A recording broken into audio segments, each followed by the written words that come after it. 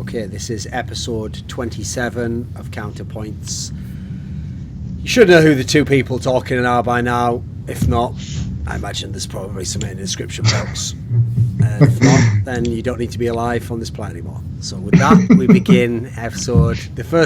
Is it the first episode of 2017? It is. Not going to check, but we're going to start. So, the Major is coming up this week. But before that, we did have a tournament that was pretty high profile. Two, actually, in theory, because there was WESG, World Esports, Electronic Sports Games, and there was DreamHack Leipzig. So, on WESG, this is the problem. This is almost indicative of the problem this tournament had, which is that the prize pool was incredible. I mean, if this prize pool's real, which, by the way, I'll just make this point at the beginning of the show. For everyone who's saying, like, I bet none of that prize pool gets paid out, you're basically racist, because there's actually no reason I've seen on any industry level to suggest that this prize pool wouldn't be paid out. I mean, as far as I can tell, your logic is it's just Chinese people. That's like the only logic I can see as to why it wouldn't be paid out. So, as far as I know, it will be paid out. It has a legitimate sponsor, and we have had no indication that it's in any way corrupt. But the reason why the event didn't matter and was kind of a joke wasn't even a lot of the reasons that I thought a lot of people complained. Like, a lot of people complained about, it had to be 5 people from one nation. Right? That's not actually a problem. I mean, the World Cyber Games ran for many years in Counter-Strike with that concept. And if you do it right, that's actually a cool concept in its own right. Because here's the thing, I get it that it sucks when you have a team, I mean, famously like NOA or something, some team that has a 5-man roster that couldn't compete. But even then, you sometimes would get fun teams where, like, as a result, some players that play on different teams come together to make a mixed team and go to the event and be like a half super team or something like that. Yeah, and so to me, it is a valid concept. I think that's fine. That's not, to me, what ruined the event.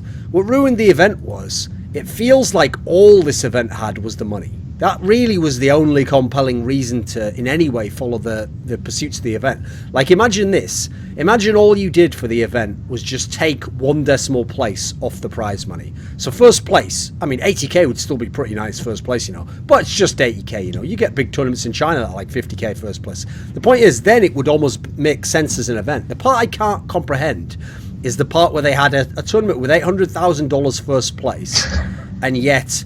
like, some of the games weren't on stream. The casting talent, if you want to know why there was no casting talent there were like really, really big names, it's because, in general, they were people who... well, here's the simple version. They didn't, despite having 800k for first place, they did not offer the top casting rates. Yeah, no, I mean, I can actually tell you, we were offered, I think, like 50% initially of what we normally make, and then on top of that, it's also a hard... if that's the rate you're going to be offering, which is fine, the fact that it's a week before the major and that it's also, the travel to Asia and back the week before the major. So that's a lot of time spent, taking away from prep for the major for a lot of us. And also just, you don't want to go into a major feeling tired and have that the jet lag going to Asia and back is unreal to the States. It's because it's a complete 180 at time. It's like a 12-hour time difference. So, if you're going to Asia and then coming back to the East Coast, it's just a mess, or the Eastern time zone. And on top of that, I mean, even this is what part of the reason also why Godsent pulled out was even they said, JW said he wanted longer than 1 day at home. So it's like, get back from China, you have 1 to 2 days, and the teams actually start showing up in Atlanta, I think tomorrow or Thursday. So it literally would have been like you have 24 hours to do laundry and pack after China, and then you're on your way, you're traveling again. So I think before the major, that's a big concern, not only for talent, but for teams and players as well. With that said, in his particular case, I think they would have had a better chance of winning prize money in China than they would have at the major. So, I don't know. But I don't think it's as clear cut for his team. It's the prestige of the major, right? That's what the majors always have over it. It's not going to be very prestigious when Godsent goes out in the group stage, doesn't get a legend spot, and then just gets fuck all money. So I'm just going to tell you that up front right now. So there is that. If that does happen, that's like, damn it. Oh, man. But, I mean, with the way they're playing, I mean, there's no guarantee they would have gotten the prize money at WESG either. So interesting predicament. Yeah, perhaps. I mean, I think they have a better chance, though, if you look at the field they had there. Absolutely. And then the other thing is, like when you said about the talent that went there, it's reflected in who went as the talent. Like, it's not that these guys are shit, it's that they are just not of the status where they command the top rate. So for whatever reason, whatever they were offered was reasonable enough for them. I mean, the only tier 1 person there was basically Yanko, and the reason he went is because he obviously knew he wasn't doing the major.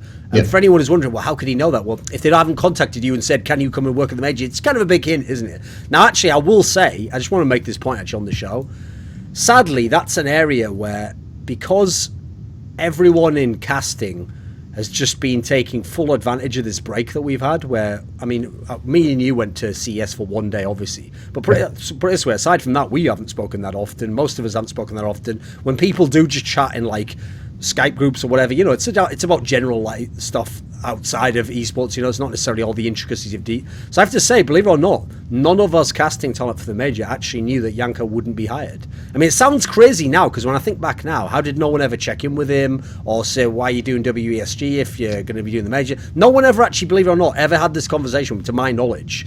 And part of it, I will say, is because we all were under the impression from talking to Turner that he was going to be hired, and it would, you know, somehow that would all be taken care of, right? Yeah, I mean, I'd been talking to him, so I'd kept up, and I knew they hadn't gotten in touch with him about working the major. But I mean, I'd have a couple conversations with Turner people, and it's something where, like, obviously we don't hold a lot of power in terms of who gets hired, but it is very much like every time I spoke with Turner, it was pitching different ways to get him there, like different ways he could take part in content, different ways he could add to the broadcast, even if it wasn't going to be a staple on the desk or something. So it's just one of those unfortunate circumstances where there's not much we could do outside of recommend and kind of pitch the idea and try our best to get him there, and it just didn't work out in this scenario. So that is kind of a bummer. I think we're all a bit bummed that he's not there, especially you and I being on a lot of desk segments. I mean, I would have been tilted anyway, because here's the thing. I will say, as an initial premise, by the way, it is absolutely fine for tournament organizers to hire whoever they want. And obviously, you must acknowledge, no matter who you are, that it is incredibly subjective who the best people are. Like, the point is, when it comes to, for example, for commentators, I'll say this straight up, I've said it many times before, I don't think you should hire 3 commentator duos necessarily for every big event. I don't think it has to happen. I think if an event wants to go with a certain theme of we have this set of commentators, because for whatever reason, you know, we think the tone fits us better, or we want to maybe make ourselves unique compared to other events, whatever the situation might be, I'm fine with that. There's enough events out there. My problem is when it's the major, I think if you were to make a short list now of people where it's not really debatable, I wouldn't have all 6 commentators that they have for the major at the moment, but Yanko would obviously be like top 2, top 3. It'd be very, very tough to debate as to whether or not you'd have him on a broadcast. So that's my only real problem with that one, is that, I mean, this is a Turner problem in general, is that if you notice the way they do ELEAGUE, they don't tend to really address the public. You know, they sort of just do things. They trust that people have some sense of why they do it, or that it's going to be for the greater good or whatever. And they don't ever tend to address community drama, you know, like they didn't address the SK Luminosity thing back in the day. They didn't address, I mean, obviously the thing, what was the thing recently? I'm sure there was something else. From Turner? I'm sure there was a rule thing not that long ago. Oh, was it the beanie rule, maybe? They didn't really address that. They almost, if you notice, they almost never fully head-on address these sorts of things. Like, they'll say if it's a rule or something, like, you know, there's a rule that's like this. But if you notice, they don't really, like, answer at the beck and call of Reddit. And on one hand, that's good, because I actually do think, by the way, that most companies go too far the other way. Like, I always think that too many companies don't know that concept of, like, if you wait 2 days, the outrage is, like, you know, a tenth of what it could be, because it can never maintain like the oxygen that it needs to keep people going mental, you know. But they never do. They always reply instantly if they're going to. But the problem is, I think Turner sometimes goes too far the other way and doesn't really like let people at least know what they're thinking. That's the main thing I would say, you know, at least give you reasoning, you know, explain, well, how did you come to this conclusion, you know. Whereas at the moment, it's that vacuum of like having no clue that makes people either come up with crazy conclusions or just worry that you're going in the wrong direction now. Yeah, and while we're on this subject, I do want to dispel at least from my point of view and my experiences, with Yanko in particular, the accent has nothing to do with why he was not brought on. From everything that I've heard and been told over the course of 2 seasons now at ELEAGUE, it's not his accent that precludes him from working any ELEAGUE events. I know they actually have considered him not only for the major but for other things they've done. So. the accent is something that always seems to be the reason posted on Reddit of why he's not brought in, and that's, from my opinion, not anywhere near the reason why he's not there. Just throwing that out there. Just putting it out in the open. Take from it what you will. Believe it if you will. It doesn't really matter. So, WESG did not actually have many particularly good games, quite frankly. I mean, what's funny is, this is a classic example of where I actually hope the fact that this was before the major doesn't make people overreact with the results of it. Because, for example, Virtus.Pro, before you even got to the playoffs, had like one of their classic scenarios where like they lose in the group stage, you know, in a game where it's like a team that's not a top team, and obviously they lost here to Kingwin, which denied them actually getting the big money, whereas obviously VP was the big favourite to win the whole thing. But at the same time, VP have done that in the past as well. Like, they actually did all that. They did exactly the same thing in the WESG European thing, if you remember. They lost like Team Russia there, and that was where, and then didn't even get to the final of that. But at the same time, were then way better when they went to ESL New York and Epicenter. So personally, I don't take many of the results at this tournament as much of anything. I just take them kind of in isolation, you know.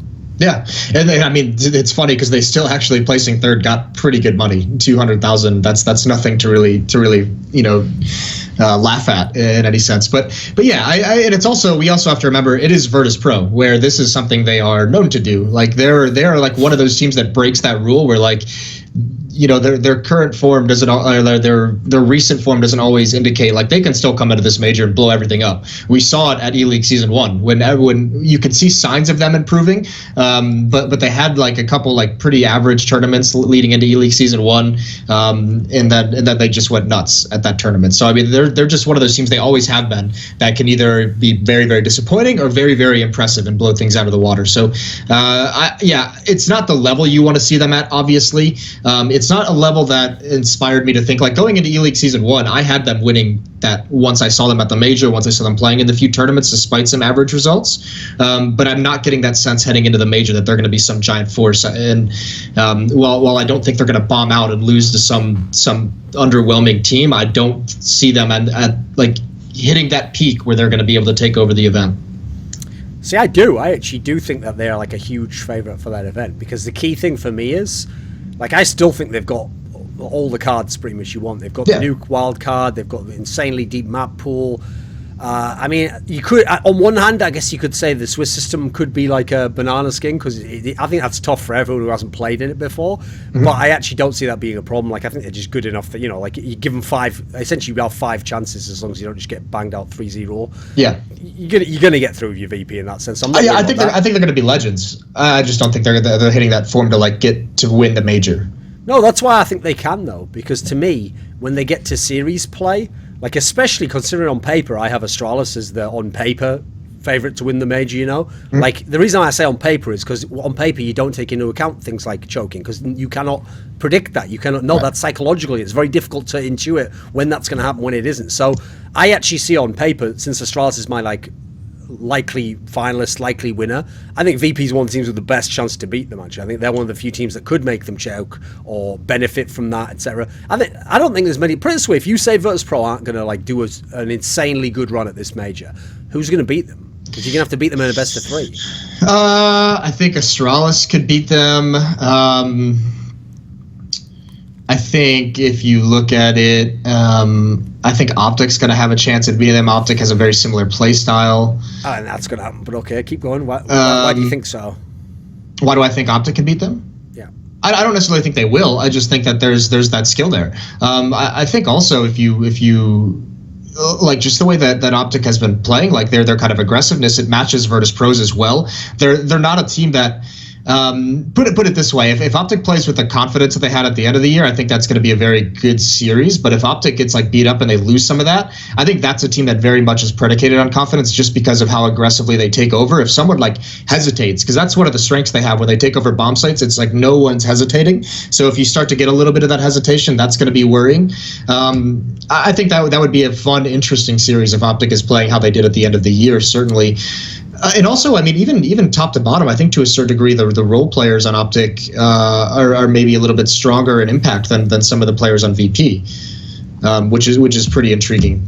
But I mean, the possibility is there for OpTic to win. Astralis as well. I think Navi certainly has the talent. It depends on how they used and how much they improved over the time that they had off. But I mean, I see when I say Virtus.Pro isn't going to have that form to like, really impress us at this tournament. I still think they're not a lock, but a favorite to get top 4, which is very, very good. I just don't know if I can see them winning it going into the major. It's all going to depend on how they show up, obviously. I think that's one of the intriguing things, though, about this tournament in general. This is like one of the big storylines I have going into the major is, remember all the conversations we have and all the times we talk theoretically about how the structure of the year should be set up for the Counter-Strike schedule. And we always say, leading up to a major, there should be like a month off. Like you should have a month off to prepare, to rest, to do whatever you want as a team, to make sure as a squad you have the time to get whatever kind of prep you want. And it's never happened because of the scheduling, but now just because of the holidays and everything, we finally had that month off, right? Like teams had the month to do whatever they wanted. So I think that's very interesting because I think we're going to see teams, have that time to set up something new, have time to play, have time to relax, get over all the jet lag. So we have this situation where it's everything we could have wanted coming into this major. And it's very, very hard to look at how teams ended last year and say they're going to be able to keep it up a month later, because we haven't seen that too often this year where a team was just dominant for months at a time. We haven't seen a whole lot of teams. I mean, SK kind of did it at the beginning of the year early on, but not really towards the end. No teams really kept that form. Even Virtus.Pro, when they won ELEAGUE, they only looked like really like the best team in the world for about a month. So I think we're going to come in. We're going to see a whole different level at certain teams, whether it's good or bad. I don't buy that OpTic can beat Virtus.Pro in a best of 3. Here's why. Because first of all, OpTic's map pool is massively in threat if they play Virtus.Pro. I mean, how is OpTic going to play Train and Cobble against Virtus.Pro? I don't think Virtus.Pro's Train is as dominant as it once was. I don't see why OpTic couldn't compete with them on that map. Their Train's fucking amazing. Yeah, it's very good still. I mean, I don't think it's going to be like a lock for VP to beat OpTic on it. VP can pick Cobble if they want, and they'll beat OpTic on Cobble, and OpTic thinks Cobble's their best map. Yeah. There's not a lot of areas that the OpTic team can go there, but I don't. Here's the thing, right? I'm gonna kill it dead right now, okay, Moses. That whole OpTic thing that you're trying to start going, it's not happening, okay? Because here's a few details for you, okay? First of all that bullshit about like, OpTics are so deep in the role players. Fuck that. So you think Stanislaus is just going to start going off in like every 5th game, but like Taz isn't? Oh, okay, mate, that works, doesn't it? Secondly, OpTic's done all that shit. Yeah, here's the thing. ELEAGUE was great. The other tournaments were like between good and very good. The problem I have is we've never seen them in a major yet. And it's clear. Look at the history of Counter-Strike Global Offensive. One of the things that is very weird, but is quite consistent actually, is that there aren't a lot of like fluke runs at the majors. Like usually the major is kind of like okay, here's the analogy I'd give. It's like in the video game when you get to the end boss screen, It doesn't matter what else you did in the game at that point in time, like how hard the rest of the game is. In theory, you try to make the end boss the hardest part, where you have to sort of bring together everything you learned in the game, and you have to do it all at once, and you have to do it maybe with you have less lives than the rest of the game. Whatever the context is, the idea is like that's like the ultimate testing ground. It's the crucible. That's what the major is. And so there's a reason why. I mean, here's the great example, okay? Famously, like, the Cloud9 team that had the great summer run in 2015 didn't ever get anything done at the majors, because as good as they were, for whatever reason, whatever flaw was in them was magnified at the major, There's a reason why in the past, famously, those Na'Vi teams, before Starix became the coach, etc., they used to be very good. They could win, like, smaller events, but they never used to go that deep at the majors, I think, to me, that's the problem I have for OpTic, is that's... People are taking it for granted already because they had that great 2-tournament run at the end of the year. That like, yeah, they could make the final. They could do all this. Like, that still has to be proven in my book, and that's like a big test still, I think. Yeah, I mean, listen, you asked me who could beat Virtus.Pro. I think OpTic is one of the teams that you could see you could see a chance for them. I wouldn't predict them to beat Virtus.Pro in a series, but they are one of the teams that feasibly could if they're hitting on all cylinders. So for instance, if you take I mean, if you take like a Hellraisers or even SK at this point with Fox, I think that those would be pretty worrying going up against Virtus.Pro. Even if if Hellraisers is hitting on, if everyone's playing very, very well, FlipSide as well, like those teams, if they're playing very well, like I still don't see them being able to take VP in a series. But OpTic, Astralis, even maybe FaZe, like if those teams are hitting on those cylinders, if they're peaking, that's a series they could take, I think, from VP. That's the problem, though. Nearly every team you mentioned there are those sorts of teams that haven't done yet what I'm talking about here. They haven't taken that step up. Whereas that's the one thing you've got to always give but none of credit those for. But none of the teams were doing that at the end of the year. Think about the teams that were very good. No, but that's irrelevant. I'm talking about at this stage. The good thing about Virtus.Pro is they have never ever let anyone down at that stage of the majors. Right. They make the playoffs every time, and then if they listen, they can lose. That's certainly possible. Yeah. But they never just get here's the thing. They never just get shit on, just get stomped. Fail to show up to the game, sort of gift the opponent the victory. That's why put it this way. Despite the strength of Astralis in form and practice and coming into this, if you asked everyone in the tournament, they would pick VP as the most intimidating team to play in a best of 3 if you get to that stage. I think everyone is always going to say that, no matter what form VP looks like, and I think that's kind of that's always been the fear of Virtus.Pro is they are the team that as cliche as it is, they have that next gear that if they hit it, it's just they win. Remember, they can beat everyone at any point. I mean, no matter how they look. And I think that's the scary part, because for teams, when you look at other squads, you kind of know what form they're in. You kind of get this sense that they're not playing very well, or they're playing very good. So you can kind of mentally prepare for that. But VP getting last place in 3 tournaments, and then you go into a series with them, you're still going to be worried that this is the one where they hit that top gear. So that is kind of the intimidating factor of VP. Because to me, the fact that this is, in a sense, the fact that this one's so wide open, not even just in terms of form. I mean, there's so many teams here that have either they're on the way down, therefore you don't expect much from them, G2 EnVyUs are obvious examples of that, or they're teams where it's just you just haven't proven anything, Godsent, Hellraisers. Who the fuck knows what you can expect from these teams, because it's so wide open in that sense. I think that's where a team like VP essentially having the veteran savvy, the consistency in the big stage matches, I think that's what really opens them up to have a good chance here. I think this is the best chance I've seen in a long time for Virtus.Pro to get that second major. The problem was in all the other tournaments, there always was that one team that was also very good. It was Fnatic or it was SK. These are the teams this year it's been SK. They were always just going to somehow be slightly better than Virtus.Pro, and correctly you would pick them to win in the series. Whereas at the moment, I actually do feel like this is a great chance for VP. Okay, so here's what we'll do.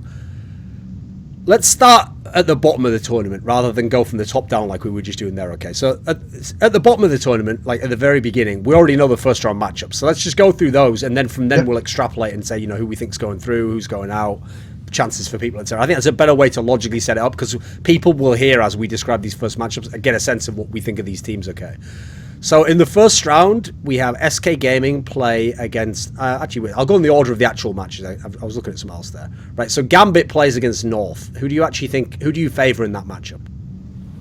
I think you have to favor North, but I think there's a huge upset potential in that match.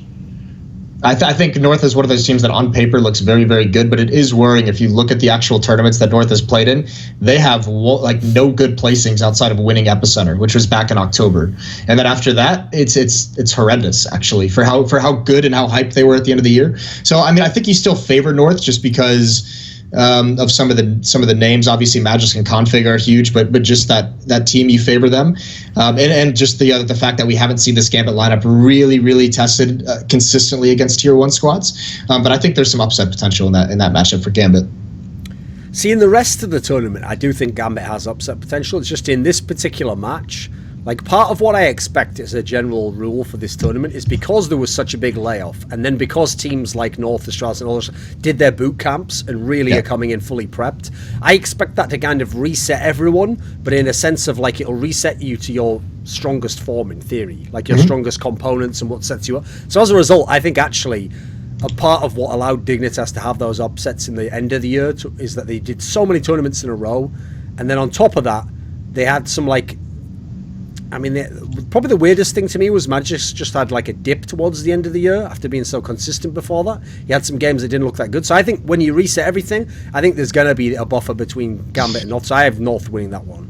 I actually do. There is. I think one of the teams that's going to benefit the most from this break is North, and I think we'll see that out of most of the teams that have like the stereotypical in-game leader, like the tactician in-game leader, someone like MSL. I think this time off benefits them because they get more time to look things over, more times to actually prep their team. It's one of those things where if you look at, two like them and then you look at OpTic, I think OpTic benefited from so many tournaments in a row because they're not as tactically detailed. They are, the kind of high octane swarm a bomb site. I think that string of events actually helps them while it hurts North. So I see North looking a little bit better, but I still think Gambit. I mean, Hobbit is one of the most exciting players I think to watch coming into this event, just to see where he's at, because his DreamHack winner was incredible. And yeah, it was against the tier 2 teams. It was against a little bit lesser competition, but that's going to be very, very cool to see what level he hits. Like, I mean, once we've done these first round matchups, we'll try and like nail down who we have going out the group and all that sort of thing. Yeah. But at the moment, I think Gambit's a very questionable one. I think people are hyping them because of DreamHack Winter and the last major.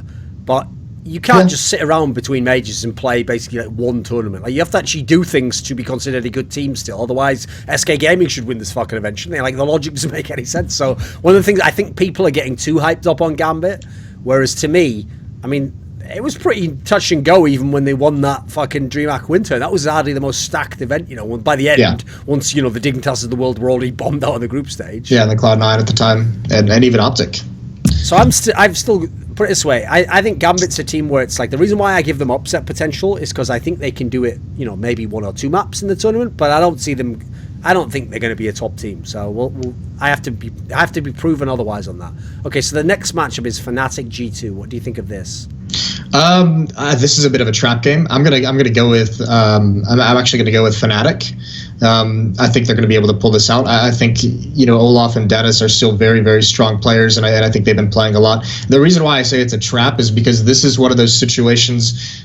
This is one of those matchups, and we've had this conversation, Duncan, in the past, where I tend to look at some of the external factors and say there's this entire rumored French shuffling where G2 and Envy are going to be swapping some players, and they're going to have a whole new French lineup right after the major.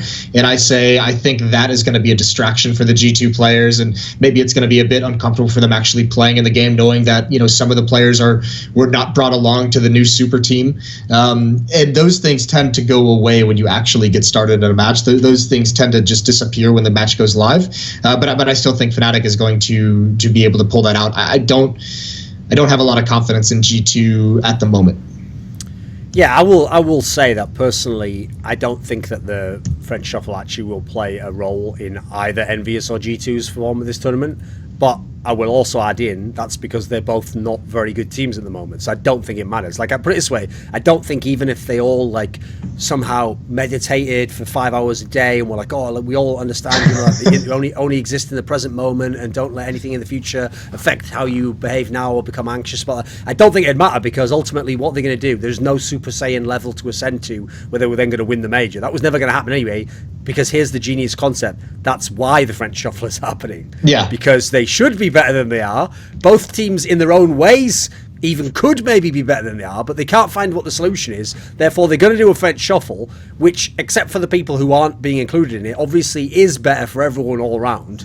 And so to me, I actually expect both of them to perform pretty much near the form level that you'd expect. I think actually these teams in general, because one of the things is, okay, these teams before they do French Shuffles always have issues that go back months. So for example, months ago, people who you and I know would tell me, oh yeah, don't ever say that G2 will win a game at this tournament. The big issues there, or EnVyUs, they hate X person in the team. That has never affected how I predict the games though, because it doesn't really tend to have that much of an impact on the matches. They can still do fantastically, everything come together, or they can do shit, but it's not usually, in my opinion, because of the external shit. I cannot tell you how many times my predictions have gotten fucked because of the making a prediction based off external, which is so funny to think about. Not necessarily with those two teams. I will say at ESL 1 New York, after the first day of matches, talking to someone from OpTic, they were just like, yeah, like this event, it's not going to go well. Like they have massive communication issues. Like as soon as they start losing in a map, like they just shut down in the first 5 rounds and they don't talk and blah, blah, blah, and all this kind of stuff. And then the very next day is when they went on that run where they beat like Astralis and who else? I think they beat like G2, yeah, and then they almost beat VP. They lost 14-16. So I mean, those external things sometimes are kind of a trap in these predictions, and I it just always makes me laugh how frequently they I would predict this team to win, and then I hear about some external issue, some a player issue between 2 of the guys on the team, and I go against them and they win anyway. So I mean, they are a trap at times. But one thing that's confusing me about this particular matchup, though, is I don't really understand where this sort of resurgent hype for Fnatic's coming from, because it feels like there's all these people who are like, oh no, I think they're pretty good now actually, and they're gonna get better and better, and they're improving, and I haven't really seen it. Like even in the online games, I think they've been very up and down. Like they've had games where, oh, this guy looks good, and for me the key thing is I still think Olaf Meister. I'll just put it this way. At the moment, I have no reason to believe Olaf Meister will become an elite player again. Like, I've watched him the whole time he's been a Fnatic since he came back. Doesn't seem to be anything to do with any injury. For whatever reason, he's just become, like, an average to slightly above average player. Now, that's not something I would like to be the case. I'd love it if he was really good again. But he's had his chance, basically, And so, if he turns a corner, great. But at the moment, I don't really know why you'd bank on that. And then you look at the rest of that team and, I think it's a very disjointed team. So, listen, maybe they can get some upsets at this tournament, but I don't have them going far. Personally, I don't have a lot of faith in Fnatic at this one. Yeah, I haven't spoken to any of the players in Fnatic or any Swedish players even about Fnatic, but to me it felt like towards the end of that year, knowing they had the major spot, it felt like they kind of coasted through the last few months of that year. It just felt to me like they did. It's not like that they didn't care. It's more just like they were just getting through the year. They had that long extended break. They had a very busy year, and then they just got to that point where they had the major spot lined up. They didn't have to worry about the qualifier, and they were like, all right, let's just make it to the break and start fresh in the new year. That's kind of the sense I got. I also think, there does seem to be a little bit of hype around these guys. I think Twist has been one of these players in Sweden that people have talked about as going to be the next star, and I haven't seen a whole lot out of him that gets me super hyped. I think Disco Doppelin was more of an exciting pickup than any kind of actual in-game. He still hasn't been super impressive, I don't think. But you still have to look at the core of Olaf, Dennis, and Crims and say that's a very scary 3-person core for those players to be around. Though I will say I was actually surprised to see Olaf Meister get 8 at HLTV's top 20 players. I thought he would have been lower than that or higher, however you want to put it. Yeah, I think he definitely should have been lower. I mean, the idea that Olaf Meister over all of 2016 was better than Nico is why are we even having this discussion, right? It's one thing if you want to debate me on who is better right now, Cold Zero, Nico in the middle of the year. You're just a hater, in my opinion, if you have Olaf Meister, who was a broken down bomb for 3/4 of the year, above Nico, who didn't manage to win playoff series single-handedly with a team that deserved to be in 0 playoffs. Can we all just consider that logic for a second there? That basically, people who think Nico wasn't that good this year are like those people who used to be haters of LeBron before he won with the Heat. You remember when he made it to the finals in 2007, right? And he was super young at the time. I think at the time he might literally have been 26 years old or 25, right? Something really young. Or maybe even better. Maybe he was 23 even, right? It was that ridiculous. Well, here's what's nuts, right? So he carries a team single-handedly to the finals that they have no merit. I remember that team. Right? They had Sideshow Bob on that team. Anderson Verjao. Put it this way, 0 other players on that team will ever be in the Hall of Fame. Yeah. But they got to the final of the NBA, and then what did haters use the logic of? Yeah, but he got shit on in the finals. Yeah, he shouldn't have been there. Do you understand the logic? As in, think about it, this is a serious point I'm making. Yeah. If he was even 10% worse as a player, he would have lost in 6 games in the Eastern Conference Finals, right? Therefore, he would have looked pretty good in a losing effort, and your overall impression would be, amazing player. So by being 10% better, he ended up looking much worse and gave haters fuel to hate him. You see the point I'm making? Like, some really good players never make the NBA Finals. And that was also the series. I remember that like it was yesterday, because that's where he went God mode against the Pistons in like a game 5 or a game 6 and just like carried them single-handedly to like a 10-point comeback in the fourth quarter. That was a stressful game. But yeah, you see the point I'm making. Yeah, absolutely. I mean, yeah, you can't really judge that. I think we all agree Olaf Meister, I would have put him lower on my top 20 for the year, and definitely I think Nico had overall a better year, especially considering Nico's like first like 8 months of the year were crazy. It's only like recently where he's really kind of taken a back seat in this Mouse Sports team, where he just can't, he just can't really figure out how to have the impact that he was having earlier. But he has like single-handedly carried that team. Like I think it was right before, it was like at Katowice where he like first had that insane game against Fnatic, in fact. And ever since like Katowice to like October, I felt like he was nuts to like the end of season 1, basically. Yeah, my big problem with Fnatic is I don't really know what positive people are taking. Like if I break it down, okay, team play, I mean they're not particularly a unit that like. First of all, I'll just say it straight up.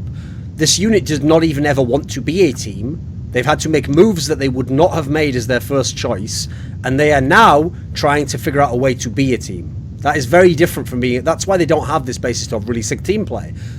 I mean, skill-wise, there's tons of teams in this tournament can give them a lot of problems skill-wise.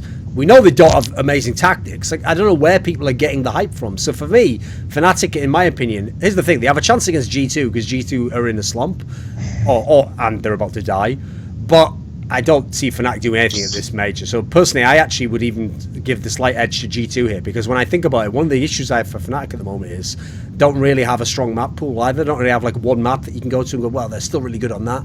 So I actually think G2, just in terms of the map pool, actually have a chance to get a pretty good map in the randomizer. I think this is the last tournament we'll see the hype around Fnatic. I think there's still a little bit left over, like a carryover from when they were so dominant. I think there still is a little bit of that left. When people think about Fnatic, I think this is the last tournament they kind of get that benefit of the doubt for being Fnatic, right? Like if they have a bad major here, I think the memory of Fnatic being the dominant team will no longer carry excitement, carry weight when people think about this new lineup that they have. So... And on the side of G2, I will say this. G2 has never been shit. Like, they have slumped in as much as they went really high. Okay, in fact, it's not even that much of a slump. It's a very slight dip. Let's put it that way. Because here's the thing. When they had their really, really good highs, to me, that was overperformance. Now, listen, great, fantastic to watch, really exciting stuff. But that was never a form that could have been attained and maintained, rather. So, as a result, to then go a little bit down, that's my point, really. I don't think they're ever going to go to the absolute depths. Like, I actually think they're going to be a borderline team to get in the playoffs here. I don't know if it'll happen, but I think they're certainly borderline depending on who they play. Yeah, I mean, obviously they have guys like Shox and Scream, and that's where you said they played at a level that can't last, because those two guys for like 2 to 3 months were nuts this summer. They were insane, especially considering they both peaked at virtually the same time, and that's why you saw them make it to the EPL finals and take SK to 5 games, or Luminosity at the time, and that's why you saw them win ECS against SK just very soon afterwards, is because the insane peak that those guys had. So without one of those peaks, which we haven't seen for a while, I don't think G2's. Yeah, they're a borderline playoff team, but without those peaks, I don't see G2 as this massively dangerous team, even though they're still very, very solid. Like, I actually think the way a lot of people have painted Shox towards the end of the year is really unfair, because people acted as though... I mean, this is how a lot of fans think, okay? They just think to themselves, team is winning, star player must be in God mode. Team is losing, star player is not doing enough, he needs to play better. Like, people really do apply that logic, because I look at this team, and here's the context for G2. They were a bunch of fucking rejects who were going nowhere, who were never going to ever win another tournament in their careers, unless they got to, like, the existence level of going ESWC or something, They were never going to do anything. And he almost took them to 2 big international titles.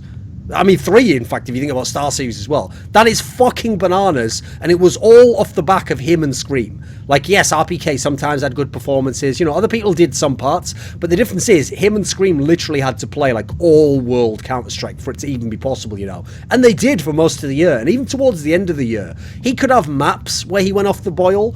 But Shox was still really good most of the time, If you pick out 10 maps I'm telling you, like 6 or 7, he would be really like star player level performance. And so here's the thing. As a result, I think that still gives them a good baseline of skill. My main problem for G2 is they're very borderline because for a start, they don't have much of a map pool, which is one thing I've always kind of pointed out, like would shrink as soon as the good performances went down a little bit. Yeah. But even worse, some of the players in this team have had a history of not doing that great at the majors. So I think they have a few factors against them, but for this one, this is a very questionable matchup anyway. I mean, this is not two teams that are going to do a lot of damage. Who are you taking? I'm taking G2. Okay, you're taking G2.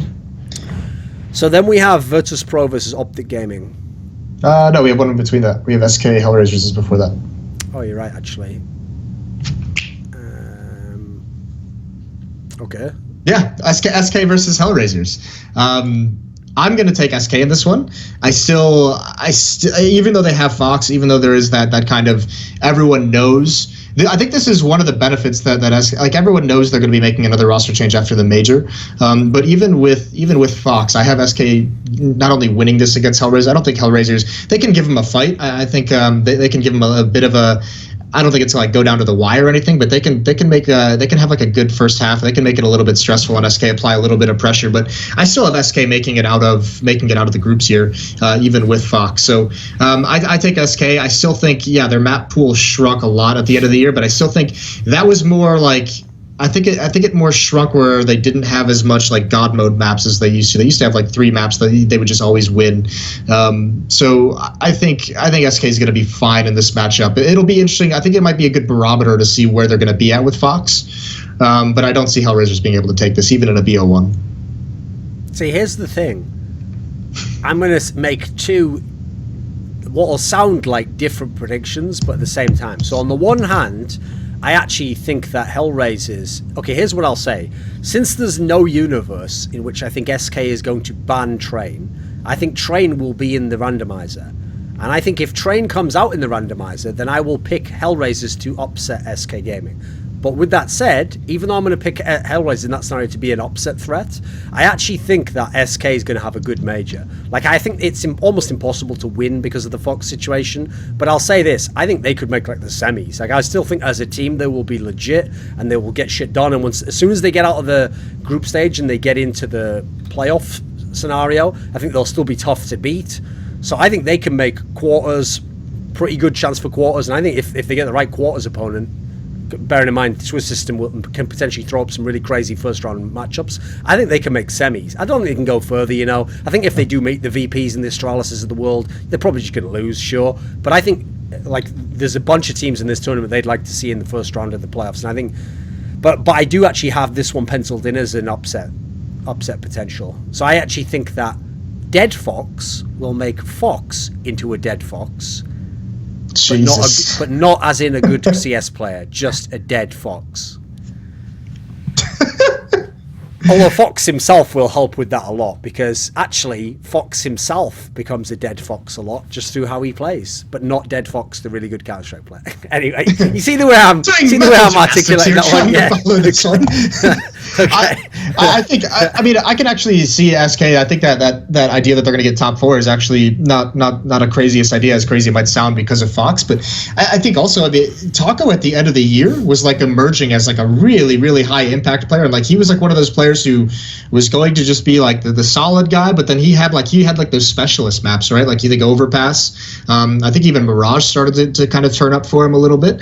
But Taco, I think, as an individual player, improved massively towards the end of the year. So now all of a sudden you're going to have Fallen. We know Cold is super consistent. You have Fur, where we've seen, like, if anyone's dropping slack, he's always been able to flip the switch. And now you add in Taco to that. They have 4 very heavy hitters. Even if they have Fox, even on their team, they'll be able to make up. And even this will be interesting, because this will be a cool test of Fallen. We always talk so much about their system.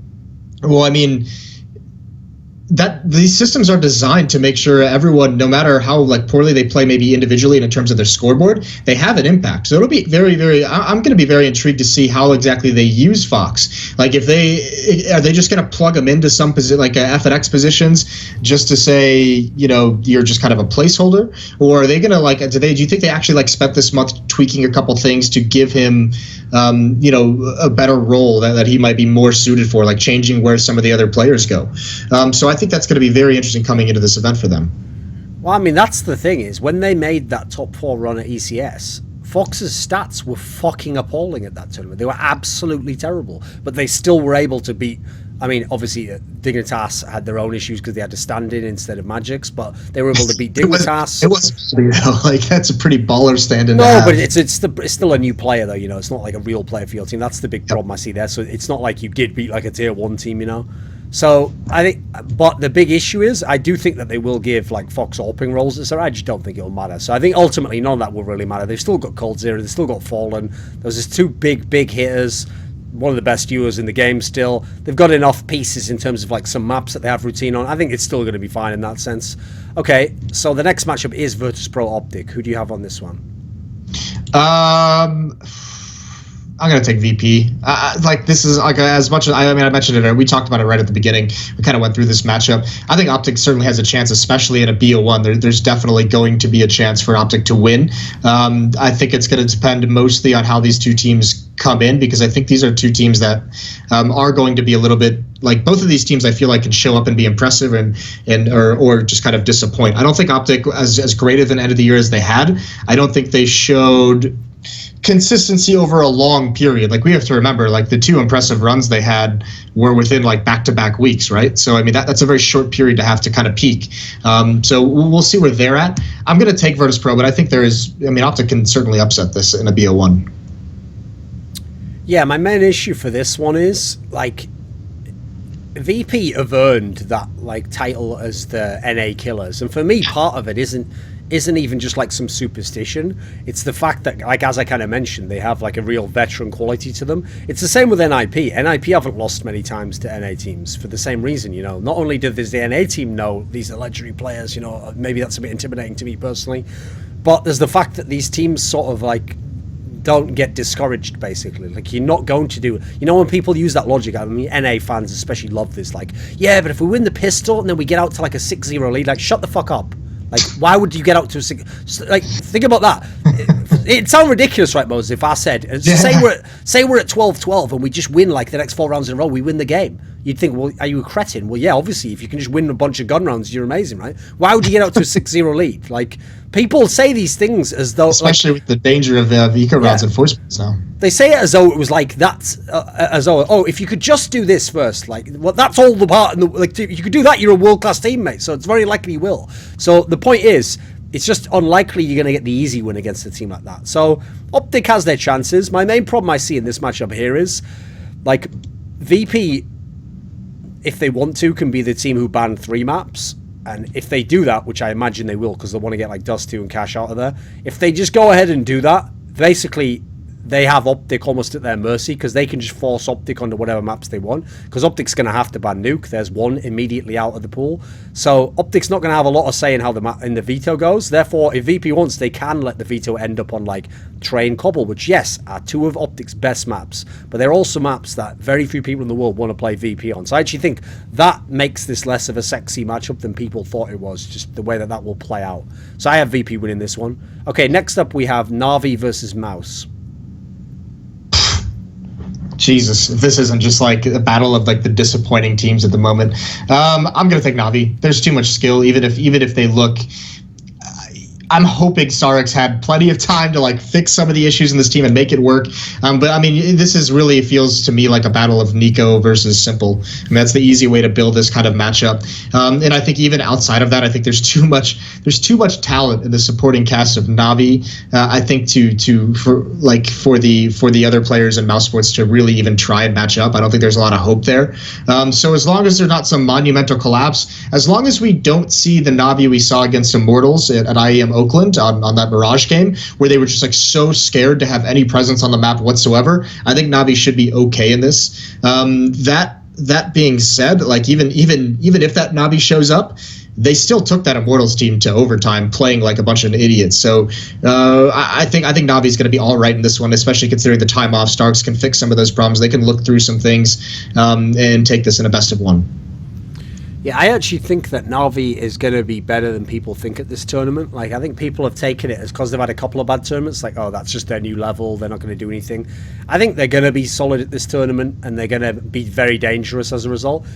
I don't think they can win the tournament. I think that's going too far, but I certainly think for teams like this, they can absolutely eat Mouse alive. I also think a big problem for Mouse is it's going to, like, their map pool's not very good when it comes into a scenario like this, because remember, again, Na'Vi, presuming it's the way I think it is, normally it's the higher seed gets to pick to be the 3-ban team. So if Na'Vi just picks to do that, Mouse is in a whole world of trouble, because Mouse Sports, like, here's the funny thing, Na'Vi actually has shown that they will play Nuke.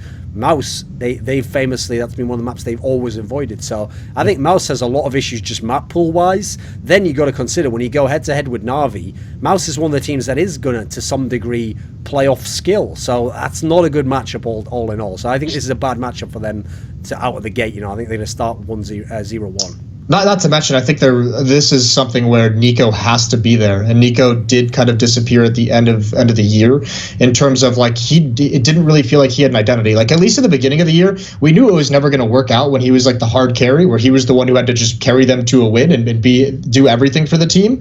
We knew that doesn't work long term. That's not actually going to win them any events. But ever since he's tried to, like, change to do whatever he's been doing different, he's just disappeared, and they need him to be like a hard carry to a certain degree, because all they really have right now has been Chris J, who's been some kind of a consistent force. They need Nico to come back for this major. He needs to be in carry mode to a certain degree.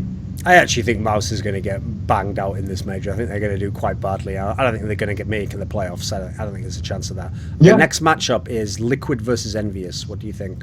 This is going to surprise you, Duncan. This one right here. I'm assuming you're just going to pick Team Liquid and say Zeus is going to have some big impact, so it doesn't surprise me. All right. Well, yeah. What do you say? I'm just fucking with you. Okay. No, I am gonna take Liquid. I think a lot of this more so has to do with, again, like, I know Kenny is in good form, but just a lot of it just has to do with even despite Envy winning WESG, I still don't have a lot of confidence in that team, and I do think that there's still too many good pieces of Liquid. I think they're going to be a stretch to make it out of the groups. I don't know what they're going to look like. I have no idea how good they're going to look in this event. But I think in a best of one against Envy, I think that's still a match they can take, considering they have ELEAGUE, considering they have Nitro. I think Pimp's been good. And actually, I mean, even because I casted the matches, they were playing in the DreamHack Vegas qualifier from the Netherlands. And even with like 120 or anywhere from like 110 to 140 ping in those matches, they still looked pretty good in some regards. I still thought they did some cool things, so I am going to take Liquid to beat Envy. I don't, like some of the other like teams that are better than Envy, I wouldn't take them against, but Envy I think is definitely a possibility for them. So I think Liquid has some okay players. The problem is I still haven't seen any reason like that would make them a coherent team at the moment. Like, people can say all that stuff of like, oh, but if the coach has done X, Y, and Z, and if the players have done, like, great, just show me. Like, it's great. It's all great to say. Like, everyone can hope, okay? Hope is the most worthless currency in Counter-Strike, okay? Yeah, but players need it because they have to think that they're going to do well. I don't. It doesn't affect me as to whether Team Liquid does well or bad. So the problem I have with this matchup is EnVyUs certainly in no world beaters. I'd be very surprised if they, I mean, to make the playoffs is good for them. I think that's like a possibility, but probably about all they can expect. But I actually think Liquid is one of the teams that they shouldn't be afraid of. Like, I think this is a team that's fine for them to play. I think map pool wise they'll be okay. I think certainly they can have the more reliable performances. So I think this is one where people will be lured into thinking that Envy's just going to bomb and shit the bed in the French shuffle and all that stuff. But I actually think this is one where Liquid might just start slow. Yeah, well, I think both of these teams are in a similar situation where the best that they can hope for, like what they have to be aiming for, is just being legend status. I think that's kind of both of these teams getting into that top 8. I don't think Liquid accomplishes that. I think they get knocked out in groups if they haven't figured out how to use JDM. I think they're going to need JDM. I mean, this Liquid team, no matter who the Opper is, has always just been terrible at utilizing Oppers. And I think the big thing is when you say, like, yeah, you could always say if the coach has had this impact. I mean, that's obviously a very good point. Sometimes we do have to just go on, do you think this coach will have improved this for this team, or do you think this will have happened? And it is a big if statement. But I think someone like Zeus, who is part of a team that became major champions and the work he did with them, I think you can have a little bit more confidence, or at least I do, that he will have improved them. Because I do know from talking to him, a lot of the focus that he put on Liquid early on when he became coach is helping JDM have more impact within this team, helping him find ways to be a little bit more aggressive, a little bit more assertive. And I think if they're able to do that in this matchup, I think they'll be all right with Envy. This is the problem I have at the moment, right? Is because Zeus left SK, and that coincided with SK never winning any more tournaments, I think people have gone too far to thinking it's definitely a correlation. Like, here's the thing. I think it might have had some impact, but I think it was probably quite a small impact. So now listen, when you're talking about making the semis and the finals, maybe 1 or 2% actually is the difference between winning and losing. Could be sometimes. Maybe they would have won a tournament, and maybe he could have helped them with a few corrections. But I think it's going too far to assign like their success to him in that sense, and that the reason they didn't win is because he wasn't there. Because in the same sense, he went over to Immortals, and they got worse, if anything. So don't really know that I buy the idea that like he's different roles though. That's different roles, in-game leader versus coach. I mean, you have to at least put the context behind that. Well, there's the problem, isn't it? Team Liquid doesn't even have an in-game leader. Team Liquid has shown themselves to essentially have no ability. They've got Hiko, motherfucker. He's going to in-game lead the shit out of this team. Yeah, he's going to bottom frag the shit out of the team. He's so strong, he can carry their team every time because he's fucking got everyone on top of him on the scoreboard. So no, the ridiculous thing about Liquid as well is one of the most uncoachable teams of all time. I mean, you go down the lineup. Nitro doesn't have... Nitro's the sort of person where if you're a coach who says, you tell me what you want to do and I'll find a way to make it work, you will lose with Nitro because he doesn't know what he wants to do. He has no clue. He just changes his mind every day. Then you've got Hiko, who at the moment is in terrible form. I mean, he needs to like rediscover his identity. He doesn't really know... Like, his problem is like, he's using that logic of like, oh, I want to win, so I'll do whatever it takes, in a way that I don't think really works, because you have to actually be able to do whatever it is you're going to do. I think at the moment he just should be focusing on himself and trying to get something working for him. JDM, I mean, I have to feel like it has to be in some way his own fault that he's gone to shit in Liquid, because I think if he'd have really demanded and said like, you've got to give me these things, you've got to set me up this, I think it would have happened, because at the end of the day, his owner paid a lot of money to buy him. So he actually could have had probably a lot more say than I think he did have. So my problem in that whole team is like, I think there's flaws at every position in terms of like mindset also. So I can't predict anything's going to happen for them, because I mean I have no reason to at the moment. Yeah, I mean I think the big thing is I'm sure JDM came in and said like had the ideas of what he wanted to do and how as an operator. I know from talking to them, they're all like this has been the story when they had Kusta in the team as well as an operator. They were just like, these guys have free reign to do whatever they want. The issue is they've never had anyone to support or to set up the operator. And you have to be able to do that. Like there's no one on this team that was willing to sacrifice maybe his own game, even if it's just for a round, to get that operator in a position. It's like, yeah, they can take whatever the fight they want. And it's like, well, that's not how it works, right? So if I'm Hiko and I'm in-game leading, I'm just attached the hip to JDM. I'm in-game leading, and I'm saying I'm here to use my flashes to get JDM in whatever position he wants. Use my smoke to get him whatever peak. Anything you kind of need to do. So I think I think that Liquid against Envy is not is super widespread. We have to remember as well, even when Liquid was at like their lowest point, when they looked complete garbage before Zeus even came in at IEM Oakland, they still ran all over Na'Vi. So they have the skill, they have the ability.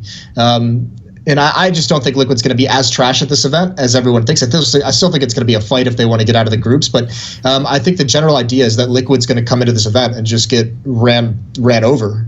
And I don't think that'll be the case. I was going to ask you who you think will do better at this event, considering we haven't seen either of them since IEM Oakland, Na'Vi or Liquid. I'm assuming you're just going to take Na'Vi. Yeah, I think that's the way easier pick. Yeah. I would probably take Na'Vi as well, but I still think Liquid is going to be okay.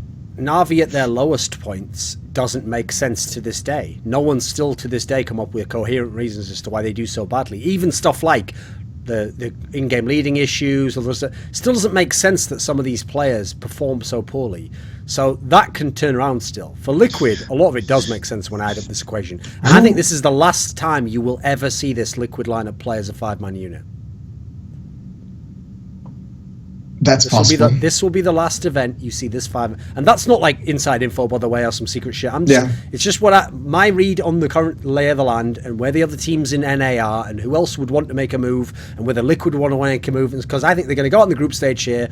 Maybe they can get like one upset over an NA team. Who knows? Maybe like EU team rather. Maybe who knows? Maybe they'll beat someone like VP in a one-off just for a random effect. But I don't think they're making the playoffs, and therefore I think the experiment of having all these talented players has failed. Like for me, Liquid at the moment reminds me of FaZe before they got Carrigan. No in-game leader, a bunch of players who individually could all be the best on an NA team, but together are less than the sum of their parts.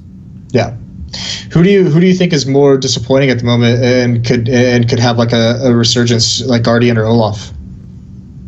I think Olaf is way more poised to still be that kind of player that he used to be versus Guardian. I think Guardian has just been done for a while. Of the two, I'd still pick Guardian. Like here's the thing. If I have to bet money, I'd go ahead and say neither's ever going to get back to that level. At the moment, it really looks like it for both. I think they've both been that bad for that long. The difference is, like, I think an AWPer, in a weird sense, even though I always say the AWPer should be like one of the stars and one of the carries, yeah, but it doesn't mean you have to be the hard carry, you know? So I actually think if Guardian was just like 10% better, then as an AWPer, I think his impact would be a lot better. Whereas at the moment, the problem with Olafmeister, especially for me, is that when he was really good, the team was so based around him that I think he's massively struggled to find any impact as a player now that he's not this amazing versatile player who can just carry the game. So I actually think he's not someone who's shown himself to be able to be like a secondary player at the moment, you know, since his issues. So that's my big problem I have with him.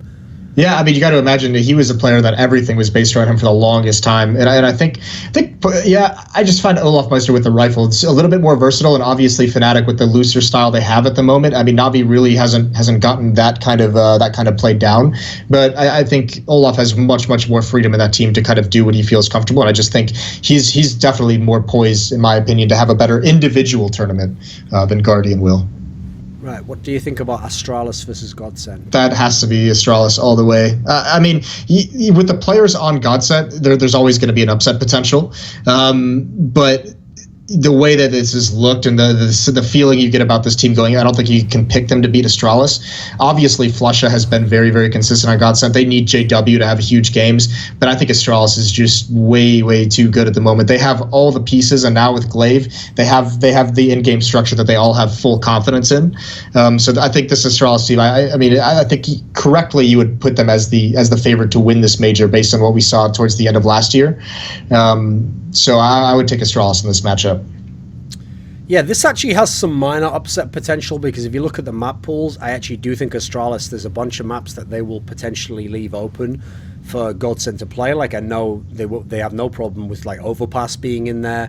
I think there's a couple of maps that Godsent could potentially get on the randomizer that could give them a chance. The problem is that I still don't think there's any reason to predict Godsent to win. Yeah. I can't think of a single one, none. Like you have to follow it up with like an if statement. You'd have to follow it up with an if. The biggest problem of all is that Godsent's T side, for me, has just looked like absolute shit the entire time I've seen them with this lineup and the one they had with Crims. Like, I think that's the area they've struggled the most in. And so, I mean, by the way, it makes that whole thing where everyone used to actually suck Pronax's dick 24/7. Like, it's almost like a little bit of comeuppance there. I mean, I do think it's gone too far the other way, and it's not indicative of what he was like as a leader, but people went way too far trying to give him credit for some of the stuff that happened in his team, when essentially some of his team was kind of like just working on like natural synergies. Like, okay, these two players play well off each other. Go to this area and play a two-man game onto the guy who's on the, you know, that there's not a lot of in-game leading going on when you do that, you know. Like, that's what I think people went too far on that side. Okay, so the last matchup that we know is FlipSide versus FaZe. FaZe. I actually think they were one of the better looking teams to end the year with Astralis and OpTic. So I'm going to take FaZe to beat this or to beat FlipSide. I will say this is the one I don't see FlipSide getting it at groups. I think the Swiss system really goes against the kind of team that FlipSide wants to be in terms of what they're like in terms of overcoming a lot of opponents. But I mean, the first round, this could be a tricky game, I think, for FaZe, but I'm still going to have them winning. I think the one worry they have to do is it did seem like towards, especially against OpTic, those matches that FaZe had, Rain, who's normally like one of the most consistent stars we've seen when their teams have been playing well, Rain actually kind of disappeared in a couple big matches for them. So as long as that doesn't happen, I see FaZe winning this. And I think this team is just going to keep getting stronger to a degree with Kerrigan. I don't think they're ever going to be like the world #1, but I think this is going to be, continue to be a very dangerous team. I see them getting into playoffs for sure. Yeah, I will pick FaZe to win this, and I don't think there's like big upset potential here. I do think that actually FlipSide unfortunately got a little bit underestimated because they had that situation where Electronic could not attend iBuyPower Masters, so it made people think they're just shit, which is clearly not the case at all. The thing is, with FlipSide is, Electronic actually has been good so far in the few smaller tournaments that he's played, and he has looked like he is a CIS player who has some potential, who can do something. My problem is, as you might know from my thoughts on FlipSide, I think it's the rest of the lineup that I've never been convinced by. Like, I think Waylander actually underperforms a lot for how much people hype the odd good game he has. Markelov, I'm just bored of that topic. Like, it's not an interesting topic. We've been pumping for that story for like 3 years now. You can't just say 30 times in a row, but if Markelov does really well and then him do well 2 times, like, you're actually a cretin at that point in time. If you keep repeating that, it's not a good story, like, I mean, like, no, it was a good story 2 years ago. It was a good line to pump. It just has never happened. Like, if people were just doing it as a meme, I'd understand. But the problem is, I think a lot of people really buy into that. Like, people go, "Oh, but you should just drop him an op." And that he doesn't want it, mate. He actively chooses not to do that. Yeah. So my problem is, FlipSide's a team that has decent routine, and they have some upset potential in a tournament like this. Like, I think they could get like 2 wins in this group stage. That could happen if they get the right opponent, because I think the map pool will be half decent for them. The problem is, like, especially now that Swiss system's here, and you're not just going to get, like, you can't upset someone and then ride that seed out, etc. I think it's going to be very tough to make the playoffs. So I think they can. Here's the thing. That's the thing that, to me, prevents them from getting to the playoffs is the Swiss system. I think they can maybe show some potential for the future. Maybe in like 3 months they could be an upset team, like on a legit level. At the moment, though, I think they've been overhyped a little bit. So, but I will say though, yes, I take FaZe to win this. Yes, I think FaZe is probably going to make the playoffs. I do think that FaZe got overhyped though, because the problem is, since FaZe and Astralis both had the breakout at Oakland at like the same time pretty much, where they both made the semis and they both had like good games there, I think people unfortunately tried to like pair the narratives and be like, well, you see, it's similar, right? Both got new in-game leaders and they've both been transformed. And yeah, the difference is Astralis already had the pieces there that made sense that they should be able to be a world-beating team, and then that came to be. The problem is, FaZe had really good pieces that didn't make sense, and Kerrigan improved them and he gave them something, but I don't think he got much past that. Like, I actually think, unfortunately for me at the moment, FaZe is plateaued. Like, I think FaZe is going to be stuck in like the 5th to 8th place for most tournaments. Like, I think they're going to be a team that, like, maybe they have the odd semi run, but I don't think they're going to win tournaments. I don't think there's going to be a scenario where you'll always know, like, right, these 2 guys will be top of the scoreboard. I think that's the big flaw for me. They've brought some in-game leadership aspects, which they always needed, but then it's not like, I don't think there's that 5th gear that they're going up to. So for me, I think they'll win this matchup, but I mean, this is going to lead into now, obviously now we can't do any further ones. So here's what I propose we do. Like we kind of did with the qualifier, we lay out who we're going to pick, but we start with like strength. So first things first, tell me the locks. Who are absolute locks in your book to make playoffs? Remember, you're going to have maximum 8 teams you're going to get out here. So start out. Who are you going to pick for locks? Locks. I'll take Astralis. Yep. I'll take VP. Yep. And I'll put OpTic as a lock to get out as well. Okay. I'll go ballsy. Right, I'll take I actually have the same 3 initially. So we've got those as the locks. Yep. Right, so you've got 5 teams left. So there's no set amount of numbers that you have to do here, but in the next group, what we'll do is we'll put them we'll just call them semi-locks, shall we? So they're the teams that, like, most likely will get out, and it'd take probably something a bit unusual for them not to. Who are you going to put in this group? Everyone loves a semi. SK. SK, yeah. I'm going to take North. Yeah. And I guess no, I think those are my only semi-locks, to be honest with you. Okay. So far we're in agreement. I'll take those two as well, because I think the key thing with those two is, I'll put it like this. On paper, both should make it out. Like, on paper, it's hard to argue that this field will deny them at least just playoffs, you know. And they've got everything there to make playoffs. Problem is, obviously, with some of the flaws they have, yeah, they can get upset, certainly. So it's not 100%, right? So we've got 5 so far. So there's only the last 3 left each. So just how about just do this? Who are your last 3 going to be? And then I have FaZe and Na'Vi being like the other 2 that I think should get through. That I guess I maybe paid 4 categories, and then I'm actually the last one I reserved for kind of like a little bit of a gamble, but I took Gambit to be the 8th team to make it through. Okay.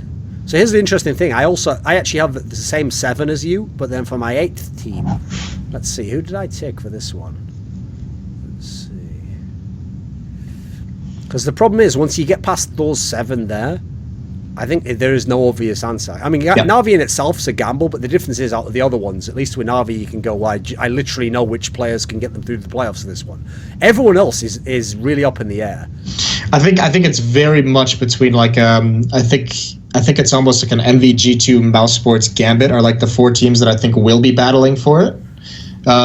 Which is a lot of teams to be fighting for one spot, but I think after that it's one of those things where we've got to see what level Liquid's going to be at. We got to see what level Godsent's going to be at coming into this major. I don't think you can really say that they're going to be fighting for it based on what we've seen until we see what they look like at the major. I think those are all like very much like level dependent coming into their first couple matches. Right, I think I'm actually going to take G2 for this, and my reasoning is going to be that the problem I have with a lot of the other teams is that the flaws of the other teams, I think justifiably should keep them out. So for example, if I look at like EnVyUs, the big flaw EnVyUs has, believe it or not, is not that they're shit and not that they're like weak in the map pool. They're not any of these things actually, right? Their big problem is that in a way, their level is kind of too middling, like it's decent, and their map pool is pretty decent. But the big problem EnVyUs has is they don't actually have maps that they're gods on. The difference is, one of the good things about G2 is that first of all, they can be explosive, so they can have overperformances that can really help you in a Swiss system where you need to like win that one game, you know. And secondly, we know they have a couple of maps that they're really good on. Like if they get to Cash or they get to Dust 2, we know they've got a chance to get some upsets. So for me, that's my logic as to why I can see them stealing like the one map that you need to get that 8th spot. Yeah, I mean, see, for me, Gambit, I almost think of them, I think they're similar to FaZe as well. I know you compared Liquid to them, but I mean, that was a team that didn't really seem to have anything going. They didn't really have like necessarily too many stars, but just bringing in that in-game leader, bringing in Zeus, I think it improved what this team looked like. And then you add in, I think, a Dread is one of the more underrated star players we have in the scene. He was incredibly consistent through like towards the end of the year with some stretches. I thought Mo looked much better with Zeus in the roster. As long as Hobbit shows up, which is always going to be a question mark for a player. I believe this is his first major, is it not? So someone who's very inexperienced. As long as Hobbit shows up, I think Gambit has a very good chance of getting out. I think this team is, I know you thought that they got overhyped maybe because of DreamHack winner, but I do think this team is going to be pretty good moving forward. And I'll gamble on the fact that that's going to start with this major versus some other event, afterwards. Here's the big issue I have for Gambit, right, is that in this system, right, the reason why you can't just think of this Swiss system as past ones that you've seen is because the ones that you really think of when you think of the Swiss system are the 2 qualifiers, the ESL1 Cologne qualifier and the ELEAGUE Major qualifier, and that was a lesser level of competition. So unfortunately, it's way easier in a way to fluke your way to the major in that scenario, because let's say you upset the first round opponent, because remember the seeding's always whack in these fucking Swisses in the first game. You actually can, in theory, then you can, and this is what's mad, get a 1-0 opponent that might not be that sick actually. Like you might get one that's actually just like okay, because they had some bomb opponent, like I remember like fucking Vega played like CLG or something in their opening game, some ridiculous matchup, so yeah. The difference is, at this tournament, that is not going to happen. Like, let's say Gambit did a great job, right? They actually started out and they beat North in this opening matchup. Now go down the other matchups here and find a matchup that they're favoured for.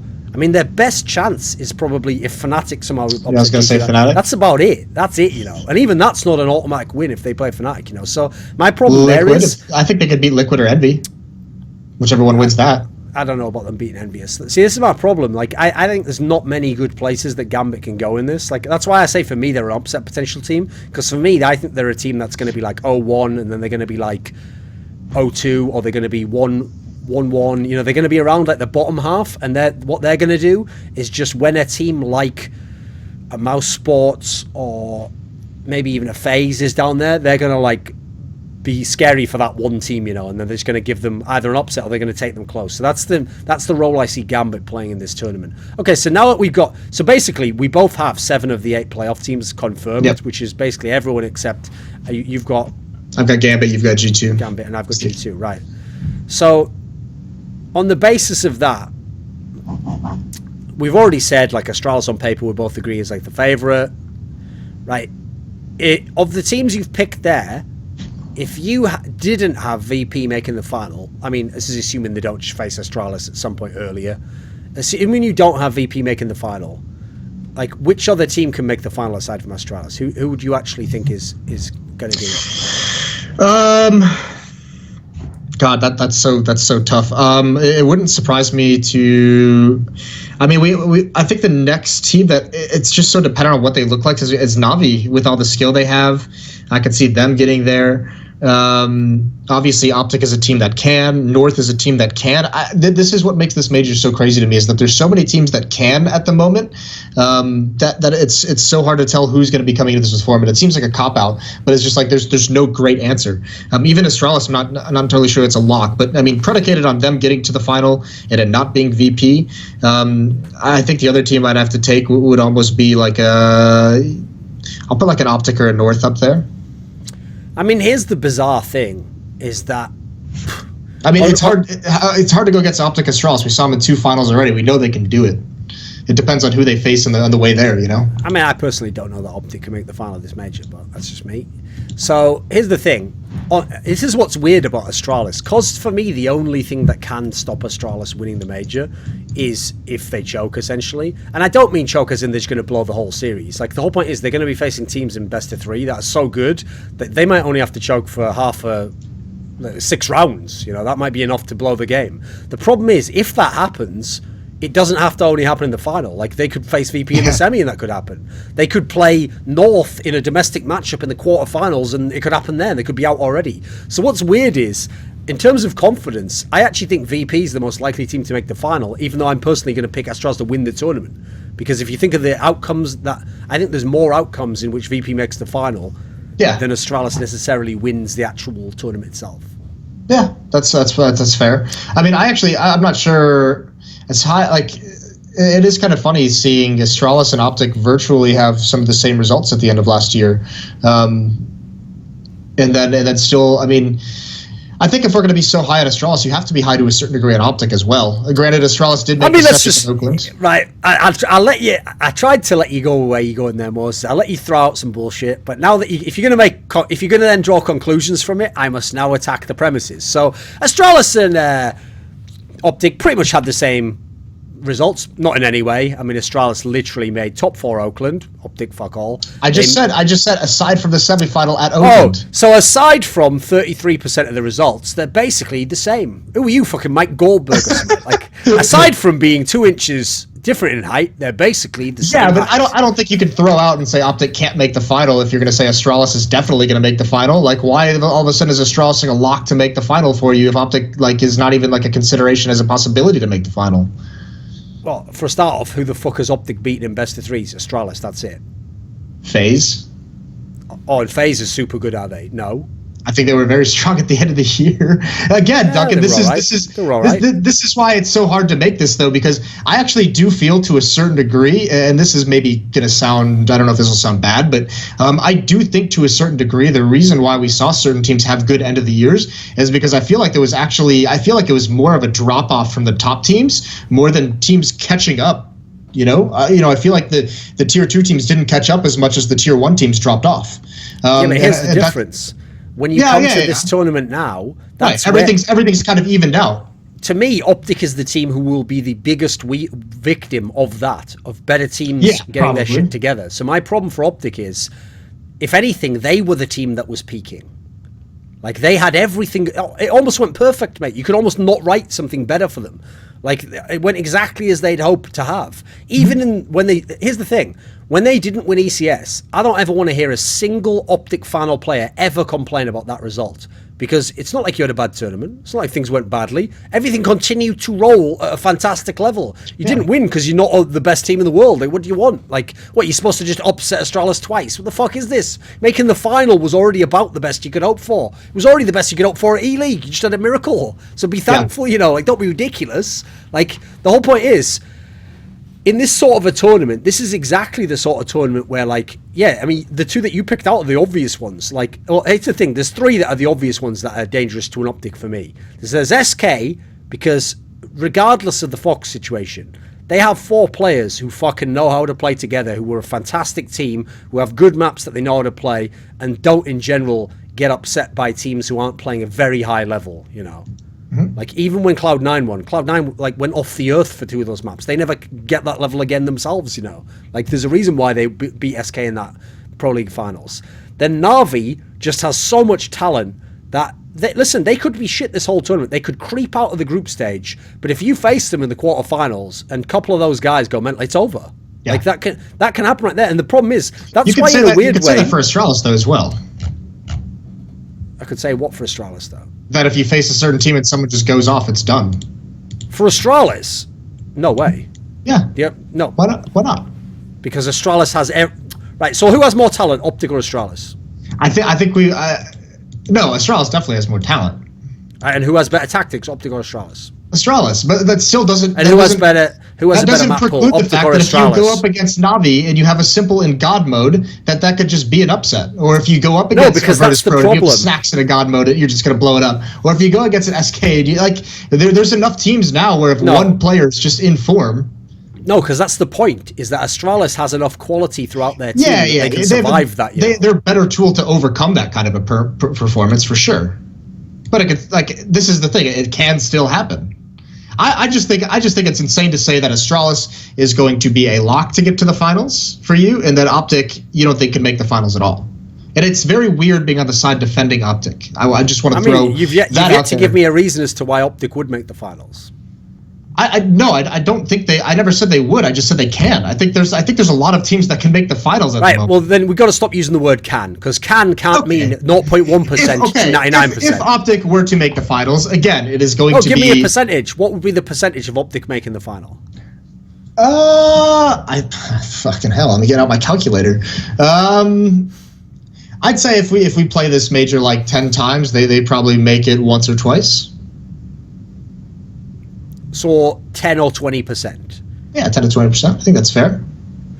And so for you, when I say can, you really think I mean they would make it 0 out of 10 times? You just made it seem like it was like an insane idea that OpTic can make the finals of this major. Again, this is why it's crazy, because these kind of, like, there's no team that I think is a lock to make the finals. This is one of the first majors where I don't think we're looking at this like there is obviously going to be a favorite, but I don't think there's any kind of massive favorite to make the finals at any degree. I don't think Astralis is any kind of a lock. I think Astralis maybe only makes the finals 50% of the time, if you want to put percentages on it, like some kind of crazy percentage. I mean, I've literally already said that Astralis is not a lock to make the final, because if they choke, they could choke in the semi-finals. So that, technically, no one is a lock to make the final, except I had VP, actually. As long as they have an open bracket with no Astralis, I think VP will definitely make the final. But the difference is, Astralis, first of all, it'll take some help from themselves, but then it will take a lot from other teams to beat Astralis. The problem for OpTic is there are so many ways they can not make the finals. Here's an example of a great tournament for OpTic, okay? Get out of the groups. That's great in itself right there. You've made it fast Swiss system. Then in the quarterfinals, we have to look at the teams that have made it through now and pick teams that they would even have a chance to make it out. Now, even if they 3-0, they could still get FaZe. They could still get Na'Vi in the quarterfinals. Those aren't automatic wins. That's the problem. Yeah. So let's say you win it. Let's say it goes great and you beat Na'Vi. Now you probably have to play Virtus.Pro. Now you probably have to play Astralis. You know, now even best case scenario. Let's say it's the dream. Everything's going perfect. Maybe you get SK there. At the moment, I might pick SK to beat OpTic in a best of 3. Like it's not like it's obvious either way, but that's tough in the pressure of a major, and they've been there so many times before, and then now you have to win your map, and there's a lot of factors that are like different from smaller tournaments, that can go bad for the not the rookie team, but like the less experienced team. That's where I worry about teams like that. I just think more than any other major, it's so hard to, in this one, because it's been so long since we've had this much time off before a big tournament and even a major. It's so hard to look at the results of the end of the year and really say that that's going to hold up to this year. So it's hard for me to make these predictions when we haven't seen these teams play in a month. Like, we haven't even seen Navi play since November. We haven't seen Liquid play since November. Some of these teams we haven't actually watched them play. Virtus.Pro, well, yeah, they played, they played at the beginning of December, and yeah, they played WESG, but they wasn't against the level of competition we're used to. So Fnatic we haven't seen play since, I think that was in November as well. So I think a lot of these teams are just too big of question marks where it's like, yes, this is the likely thing that's going to happen, but that can be entirely different depending on how these teams show up. Navi looked like shit the last time we saw him play. But they could show up at this major having these months off and just be badasses because they have the skill and they figure out, like, maybe they find a way to make it click during these 2 to 3 months they've had off. So I just think that it's going to be entirely dependent how this bracket plays out and how we do these predictions going into who we think is going to win the major could all be very different come that day, just because we don't know. Some of these teams are unknown quantities, in my opinion, at the moment. Like, I think a really interesting team that I unfortunately I don't think it's possible they can play, because it's very unlikely that they'll both come out of the Swiss system in a position where they would play in the first round. But I would actually like to see OpTic play North in a best of 3, because I think that would be I think that's quite dangerous there. Like, I think North actually is going to be a team that I think are going to be slightly better than the end of the last year, and also, like, they can pick Nuke, or they can force you to ban Nuke, and then they're going to ban Train if you play in your OpTic, so you're going to have to pick. I mean, at that point in time, are you going to want to pick Cash? Probably not, right? Even though that's their weak map, because if you pick it, that's kind of risky to pick. There's all these little X factors that, like, a team like North can put forwards when they play against OpTic that makes it tough. So my problem for OpTic is, I actually think this is just a tournament where it's like they continue up the ladder, and up the ladder means make the playoffs. They've never been in the playoffs of a major. Make the playoffs. Maybe if things go really well, win your first round series. Great. Make top 4. Top 4 is a fucking big deal if you can do it. So people are already going to cry like I'm shitting on them because I'm saying they can make top 4, but I just think fans are reasonable. I think that you can't expect too much more, in my opinion, at this point in time. And I think that's one of the problems I have. Is that those last 2 tournaments of the year were an unreasonable level of form from all the players, in my opinion. Like, people already have gone too far on every level with OpTic. Like, suddenly, Mixwell isn't just a good player. He's like a top 10 player in the world, and, it's like on all levels they've gone too ham. Whereas the whole point is, yeah, Mixwell is a good player, and actually will probably continue to be a good one. But he's not going to be MVP carrying the whole tournament. He didn't even do that at E-League. Likewise, I'm sure Naf will have the odd map where he goes ham. I severely doubt he'll have a series where he goes off and is the best player in the series, though, at E-League. So there's my issue, is I think that there's too many factors that people have kind of taken as like, yep, I can chalk that in, that'll definitely happen, this will happen here. So for me, I actually have OpTic down, even though I have them a lock to make the playoffs. That's very different, because that's based on like matchups and your map pool and stuff. But once they get to the playoffs, I think that there's a lot. Basically, I think most of the field is tough for them. There's a lot of reasons that I would say they wouldn't make it that far. Absolutely. I mean, I would mostly agree. But I still think with OpTic the way they were at the end of the year, I still think for them at least, I think top 4, anything outside of top 4 is going to be disappointing. Okay, here's the question. Are you ready? It's got to be quick. I have to go in like 2 minutes. Yeah. If one of the teams who isn't like a favorite, so not VP, not Astralis, if one of the other teams, one player plays like career best type game, who goes far? Wait, say that again. If what OpTic? Right. Wait, just say the whole thing over again. A team who is not Astralis or Virtus.Pro, one of their players plays the best tournament of his career. Who goes furthest? Ooh, that's interesting. Navi. With Simple. See, my problem with that is I've seen Simple play great and Navi lose, so I don't think I can. I think I'll for that one. I think I'm just going to have to go with North. Actually, I think if Magic's plays super good, that's what could get them through. We've seen Magic's play good and them lose as well.